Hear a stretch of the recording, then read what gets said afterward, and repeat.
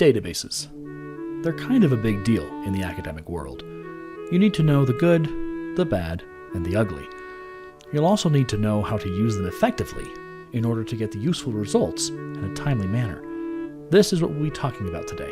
It's all about the database. Because you know I'm all about that bass. On the Auraria Library website, there's a lot of different places and things you can do. You can start your research, look at hours, use the library, all kinds of exciting things. But the one we're going to focus on today is the databases list. Within the databases list, there are several options of how you can peruse databases. You can search for databases by keyword, you can browse databases by title, and you can browse by topics. You can see under the headings, such as general interest, there are a lot of different subtopics in specific areas. International, cultural, and gender studies features similarly a large amount of topics to discover.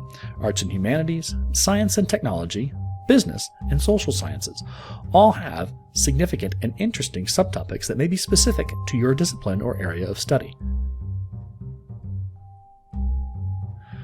Now, it's important to note that when you search for a database, sometimes you have to be specific and you have to be careful because you may search for something and get something entirely different. My example is, as a secondary education major, I'm typing in secondary education as a keyword and clicking on the search button.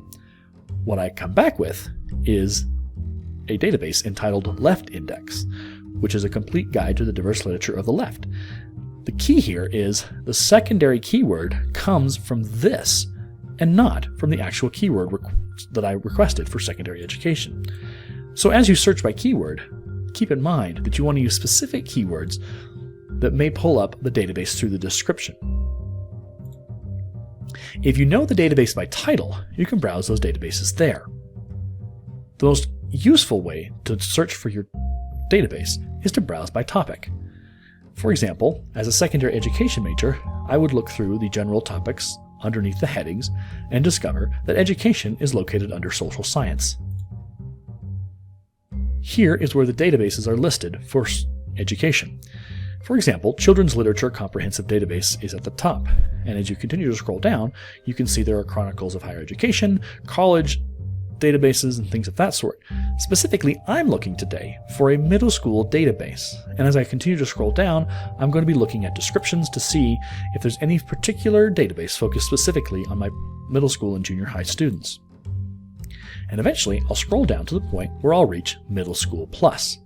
That is designed primarily for middle and junior high school audiences, and it talks about how much text is in there, what particular subjects are covered, and what is included and what is available. This is really important for you to know so that you can, when you click on that database, you know what you're getting into and you know that you found the right one. I've gone ahead and clicked on the middle school database, but it's important to note that if you are off campus when you're doing your research or searching for databases, you may be required to use your login for your MSU Denver Net ID and the password. Now you'll notice that we've gone away from the education databases and have found ourselves in the world history databases. That is, to spotlight two of the most used databases for most research projects and research papers that students at Metro use. One is Academic OneFile Plus, and the other is Academic Search Premier Plus. Now both of these databases have different search types and search tools, which is what I'd like to highlight to you now. Within the Academic Search Premier, you have different kinds of tools and options. First of all, you have your standard search field. You have the ability to have it be an and, or not being to exclude any of those words within your search results from your main search.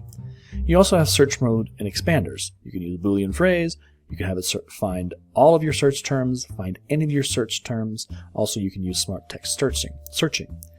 Now, the other thing is you can limit your results to certain requirements, such as being able to access the full text of the article or book. Also, scholarly peer-reviewed journals are important because those are going to be more factual and more helpful in working on your research when you do citations. You can also limit to periodicals, newspapers, books, primary source documents, and you can select languages, you can select document types, number of pages if that's your preference, and again PDF full text and cover story. Now, within Academic OneFile, there's a similar kind of setting, and you can see you have your standard search terms, you have full text documents, peer-reviewed journals, contains images. You can also have it limit to certain publication dates. You can exclude certain document types. You'll find many of these different search terms in different databases to be generally the same, but some will have specific different limitations or additions based upon your area of study. It should be noted that Google Scholar is also a database and can be used in similar ways that you would use the databases on the MSU Denver and Auraria Library sites. Your search results on Google Scholar will vary differently from how you see it on the Auraria Library databases. For example, I'm going to be searching for Secondary Education English, and you can search by articles if case law exists. You can also restrict it to articles since 2017 or a custom range. You can also choose to sort by relevance or sort by date. Within Google Scholar, you can also have citations available so that when you click on an article, you can have a citation available to you in the various formats. Today, we've taken a look at databases. We've looked at how they can be arranged by topic and different study areas. We've looked at search terms and search ways within those databases. We've also confirmed that yes, indeed, Google Scholar is a database. And just a word to the wise, Wikipedia is not a database. It is a place you can find information and resources that can lead you to a database, but it is not a place to be used for resources and research. If you have any questions, you can ask anybody at the Auraria Library. They have research desks and research specialists. You can also seek out any of the tutors in the Writing Center. Thank you for watching, and best of luck on your research and your academic career. Talk nerdy to me. You name all 12 of the dogs, I can't resist that. And what's the core in your wand? I think that ours match. Talk nerdy to me. Talk nerdy to me.